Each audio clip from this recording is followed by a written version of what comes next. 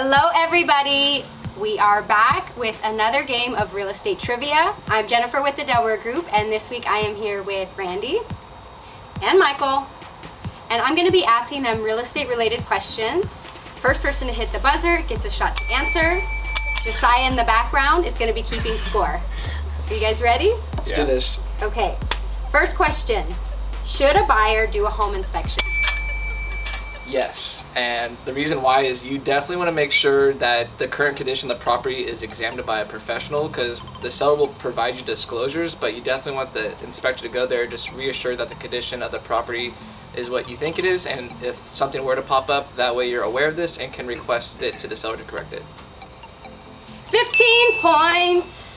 Woo! Bringing the energy. Going down, Randy! Question 2. What does pending status mean? You can go for it. Pending status is when a buyer's offer gets accepted by a seller and they are officially in mutual agreement, in contract, and escrow. So it's basically an offer got accepted and now the process of escrow has started and commenced. 22 points for Randy. Okay. Question number 3. Who is the funniest person on the team? On the team. Nathan Sherlemblem, because because he's super comical, and he brings a ton of energy onto the team. All of his videos that he does are super hilarious, and he just has really good energy. So yeah, for sure, Nathan. I agree, Nate, you are funny. So funny. All right. 59 points for Randy. 59. Next question. Should you do a final walkthrough? Yes. Basically, you want to do your final walkthrough towards the end of the escrow. That way you can ensure that the condition of the property is going to be the same from when you last saw it. So that way there's no surprises come when you get keys, like the fence being blown down or a hole in the wall. This just lets you know exactly how the house will look like when you get the keys to your home. So highly recommend the final walkthrough. Yep. 77 points. Getting nervous? Sweating over there? Next question. Do you need to use a realtor? Did I get that? I don't know. I think we both got it. All right, you go first. Okay, so basically, yes, you want to use a realtor. Why? Because they're going to be sure to keep you protected. They're going to make sure everything's disclosed to your information. They're going to help negotiate for you, both on the listing and the buy side. They're going to go ahead and review all the inspections just to make sure you're protected, and also give you their opinion of the condition of the property, things to look out for. And you know, there's a lot of moving parts, and especially on the listing side, if it's a contingent sale, you definitely want a real estate professional to represent you, so that way everything is moving in a desired timeline and everything's smooth as possible. Yeah, for sure. Yeah, by working with the realtor, you put yourself at less risk of a potential lawsuit. California is a disclosure state, so if you're a FSBO out there, for sale by owner, and you're selling your property, you don't disclose all the material facts that might affect the sale of the home in a proper way, you could put yourself in a position to go into arbitration and get sued. So definitely important. And then if you're on the buy side, there's nothing wrong with getting representation from a buyer's agent, from a realtor, because you don't pay the realtor's fees at all. The seller actually is the one that pays both commissions on both sides, to the seller's agent and the buyer's agent. So you're getting free representation.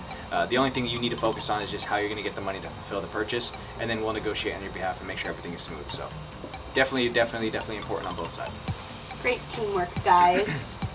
So beautiful. You're going down. 100 points for each. I don't know. How do you score when they both answered right? Next question.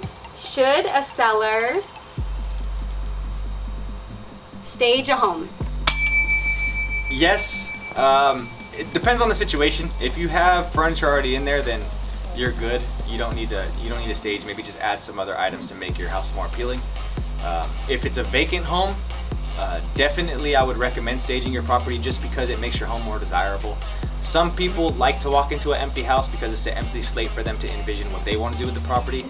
But by staging the home by a professional, it takes all that thinking out of the way for them, and they can possibly see some potential that wasn't there initially with the blank canvas. So There's pros and cons to both, but I highly recommend staging a property, especially if you're okay with the initial investment. I think it'll definitely pay off in the end. Great answer. 200 points for Randy. Great answer. Oh, that's a good answer. All right. Just a hater today. So next question. Should I sell my current property before buying a new one? Yes, but I think everyone's situation's different. So a lot of times, especially like in the summer, we'll see contingent sales where someone needs to sell their house in order to buy a new one. So what we advise is someone that is, starting to look for their new home. It's best to get your house on the market first. That way, when you're submitting offers, you can let the seller of your new home know that, hey, I already have a buyer in contract. We're ready to get things rolling. If you could accept their offer. So I definitely think it puts you in a better position if you were to put your house on the market first and you're still protected. Your realtor will let you know the best way to go about it. So that way, when you see that home that just got listed on Zillow and you want to put an offer in, but you still have to sell your home, you don't want to run into that situation. So it definitely makes sense to get your house on the market first.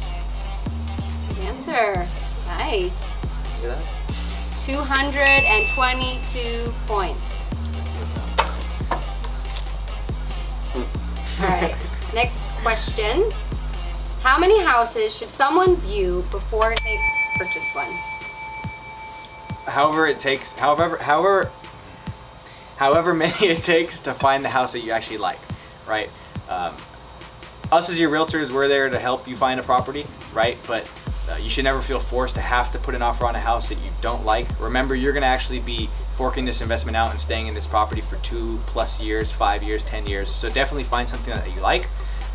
That's within means, right? So it could be one property, that first one you look at, it could be the 10th property you look at. But as soon as you find a home that you can see yourself living in, you can see the potential and it makes sense, definitely jump on it. 250 points for Randy. Last question. This could be the deal breaker for you guys. Who is the scariest driver on the team? Dan. I think I helped you ring that first. Daniel is the scariest driver on the team.